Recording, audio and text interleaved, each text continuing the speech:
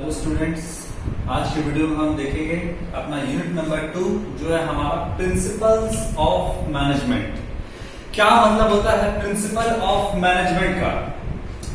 Management का मतलब होता है किसी काम को किस तरीके से मैनेज किया जाए, किस तरीके से किया जाए काम को कि वो बिल्कुल सही तरीके से हो। और वो काम तभी सही तरीके से हो सकता है जब आप उसके पीछे, उस कार्य करने के पीछे, उस एक्टिविटीज के पीछे कोई ना कोई सिद्धांत हो।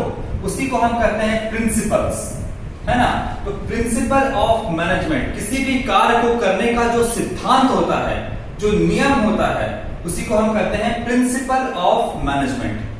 अब यहां पर बात किया जाएगा प्रिंसिपल ऑफ मैनेजमेंट की, तो सबसे पहले इसका हम मीनिंग देख लेते हैं। Meaning of principal of management यानी काम को करने का क्या सिद्धांत है ना।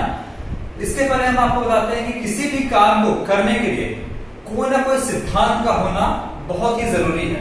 अगर हम बिना सिद्धांत के, बिना एम के कोई काम करना शुरू कर देते हैं तो हो सकता है कि आप काम को करने के बीच में ही अटक जाओ और आपको लगे कि अरे अब तो गलत हो गया। तो आप इतना आगे तक निकल गए, इतनी दूर तक निकल गए और आपको अब लगता है कि हमने गलती कर दी। तो आपने तो कुछ, मान लो कि आपने पढ़ाई लिखाई से रिलेटेड, अपने सब्जेक्ट से रिलेटेड कोई गलती किया तो उसको आप सुधार लोगे। लेकिन अगर बिजनेस में यही काम को अगर सही तरीके से नहीं किया गया तो हजारों करोड़ रुपए का नुकसान हो सकता है। बिजनेस में कोई भी नया प्रोडक्ट लॉन्च किया जाता है, ठीक है, और कोई भी नया प्रोडक्ट लॉन्च करना है तो ये मैनेजमेंट की जिम्मेदारी है, या कोई भी काम करना हो तो ये मैनेजमेंट की जिम्मेदारी है कि आपको उस काम को शुरुआत से लेकर अंत तक बिल्कुल सही तरीके से किया जाए। और अगर वो काम बीच में ही खराब हो जाता है या गड़बड़ होता है तो इसमें बिजनेस में तो इसका नुकसान उठाना पड़ेगा बिजनेसमैन को। तो इस नुकसान से बचने के लिए हम क्यों ना कोई प्रिंसिपल को फॉलो करें, कोई सिद्धांत को फॉलो करें। आप ऐसे नाई से अपनी बाल नहीं कटवाना चाहोगे जो आपका बाल तो काट दे लेकिन बिल्कुल बुरी तरीके से काट दे। या फिर आप अपनी गाड़ी को, अपने बाइक को या फिर अपने 4 व्हीलर को किसी ऐसे मैकेनिक के हाथ में नहीं देना चाहोगे जिसको मैनेज करना, यानी कि जिसको काम करना नहीं आता है। वो आपके इंजन को खोल कर रख देगा, बोलेगा मुझे जोड़ना नहीं आता है, तो अब आप क्या करोगे? तो कहने का मतलब है कि उसको काम को मैनेज करना नहीं आएगा तो आप अपने काम को ऐसे ही इंसान को, ऐसे ही लोग को देना चाहोगे जो उसको मैनेज कर सके, जो उसको करना उसको आता हो, ठीक है।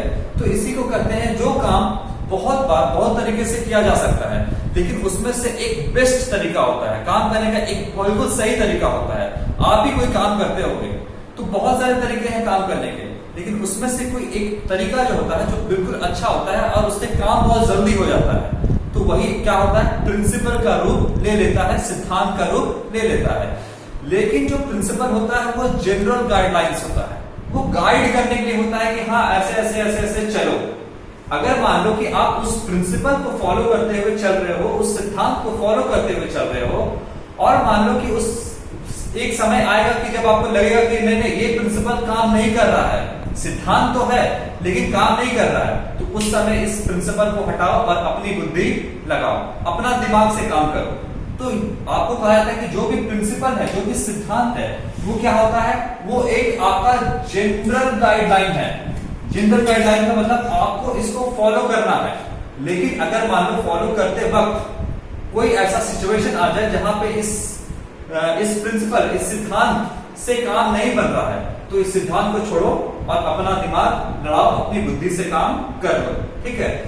तो यही कहता है principle of management. Principle of management are broad and general guidelines. अभी मैंने आपको बताया कि ये क्या है, जनरल गाइडलाइन है ना, फॉर डिसीजन मेकिंग, डिसीजन लेने के लिए, एंड बिहेवियर ऑफ मैनेजर्स, यानी मैनेजर किस तरीके से कोई डिसीजन ले उसके लिए क्या है, एक जनरल गाइडलाइन है जिसको हम कहते हैं प्रिंसिपल ऑफ मैनेजमेंट, ठीक है। अब कोई भी प्रिंसिपल बनता किस तरीके से है, किस तरीके से हमको काम को मैनेज करना है, तो कोई भी प्रिंसिपल किस तरीके से बनता है, तो उसका जो है आपका वो 2 तरीके से बन सकता है। लिखते हैं डेरिवेशन ऑफ मैनेजमेंट प्रिंसिपल, यानी डिराइव, यानी किस तरीके से उत्पत्ति, प्रिंसिपल को किस तरीके से बनाया जाता है। जिसका पहला है आपका ऑब्जर्वेशन मेथड। 2 मेथड है ऑब्जर्वेशन मेथड। पहला है डीप ऑब्जर्वेशन। जब कोई घटना, कोई इवेंट हो रहा हो तो उसको बहुत गौर से, बहुत ध्यान से सुनो और इसके बाद उसको क्या करो, अप्लाई करके देखो। अगर वो सही होता है, बार बार आप उसको कर रहे हो, किसी भी घटना को अगर आप बहुत गौर से देख रहे हो और उसके बाद डीप ऑब्जर्वेशन के बाद अगर आप उसको कहीं अप्लाई किए और वो सही हो गया और बार बार उसको अप्लाई कर रहे हो, बार बार वो उस तरीके से काम आपका बनता जा रहा है, तो वो फिर आपका एक प्रिंसिपल का रूप ले लेगा। ठीक है, ऑटोमेटिक। तो यहां पर कह रहा है, मान लो आपको, देखिए, under this method a manager observes certain event, कुछ घटना को मैनेजर जो है वो क्या करता है, ऑब्जर्व करता है इन एक्चुअल प्रैक्टिस करने में उसको क्या करता है, जो ऑब्जर्व किया है इवेंट को वो एक्चुअल प्रैक्टिस में लाता है एंड एनालाइज देन, उसको एनालाइज करता है to get experience which may be used in the future, जिसको वो फ्यूचर में इस्तेमाल कर सके, भविष्य में इस्तेमाल कर सके। ठीक है, तो डीप ऑब्जर्वेशन, कई बार आप देखे होंगे कि एक दो इंसान है, एक हॉस्टल में पढ़ रहा है, एग्जाम की तैयारी कर रहा है, एक जो है रट्टा मार मार के बुक को बहुत जोर जोर से पढ़ रहा है, ठीक है, लेकिन वो समझ कम रहा है। इसके बगल वाला एक इंसान तकिया पे आराम से सोया हुआ है, लेकिन वो उसकी बातों को बहुत ध्यान से ऑब्जर्व कर रहा है, सुन रहा है। कल को जब एग्जामिनेशन का दिन आएगा, जो रात भर रट्टा मार के बैठ के पढ़ा है बुक को लेकर के, हो सकता है उसका मार्क्स कम आ जाए, और जो डीपली ऑब्जर्व किया है, जो डीपली सारे बातों को सुना और समझा, वो हो सकता है आगे निकल जाए, उसका मार्क्स ज्यादा अच्छा आ जाए। तो कहता है कि यहाँ पर डीप ऑब्जर्वेशन से भी आपका क्या हो जाएगा, आपका एक प्रिंसिपल बन सकता है डीप ऑब्जर्वेशन से। दूसरा क्या है आपका प्रिंसिपल बनने का क्या तरीका है, एक्सपेरिमेंटल मेथड, यानी रिपीटेड एक्सपेरिमेंट। काम करने का बहुत सारा तरीका है, बहुत सारे तरीकों से आप काम कर सकता है, लेकिन काम करते करते आपको खुद पता चल जाएगा कि कोई काम को किस तरीके से आसान होता है करना। मान लो आप कोई भी काम को 10 तरीकों से कर रहे हैं, लेकिन उसमें से आपको एक तरीका तो ऐसा लगता ही होगा कि इस तरीके से अगर हम कर रहे हैं तो इसमें बहुत ही हमको आसान हो जाएगा काम करना, तो वो आपका प्रिंसिपल का रूप ले लेगा। सिंपल सी बात है। तो यहां कहता है एक्सपेरिमेंटल मेथड। एक्सपेरिमेंटल का मतलब कोई काम को बार बार करके देखो, हर बार रिपीट करो, अलग अलग ऑर्गेनाइजेशन में, अलग अलग एम्प्लॉयज के बीच में उसको रिपीट करके देखो।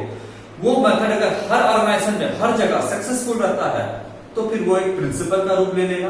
इसी को कहते हैं हम एक्सपेरिमेंटल मेथड, यानी कि रिपीटेड एक्सपेरिमेंट करके आप एक प्रिंसिपल को, एक सिद्धांत को बना सकते हो। लेकिन बार बार याद रखो, ये सिद्धांत जो होता है वो जनरल गाइडलाइन होता है, जो कि आपको गाइड करने के लिए होता है। अगर आपका ये सिद्धांत कहीं फेल होता है, कहीं काम नहीं करता है, तो आप अपनी बुद्धि से काम कर सकते हो।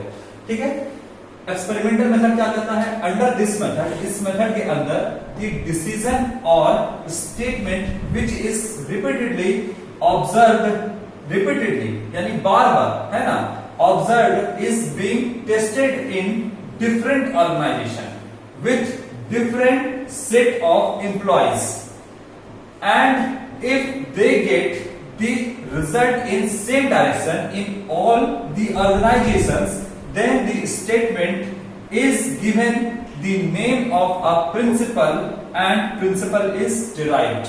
कहने का मतलब है कि कोई भी जो एक्सपेरिमेंटल मेथड है, इसको बार बार किसी ऑर्गेनाइजेशन में अलग अलग सेट ऑफ एम्प्लॉइज पर टेस्ट करो, अगर वो एक ही डायरेक्शन में सही रिजल्ट, अच्छा रिजल्ट देता है, तो फिर वही आपका क्या, वही स्टेटमेंट जो है या वही चीज आपका किस चीज का रूप ले लेता है, तो वो प्रिंसिपल का रूप ले लेता है, सिद्धांत का रूप ले लेता है। उस स्टेटमेंट को फिर हम कहेंगे कि हाँ, ये सिद्धांत बन गया है, इस तरीके से काम होना चाहिए, हर जगह हर बार आपका सेम रिजल्ट, अच्छा रिजल्ट देगा।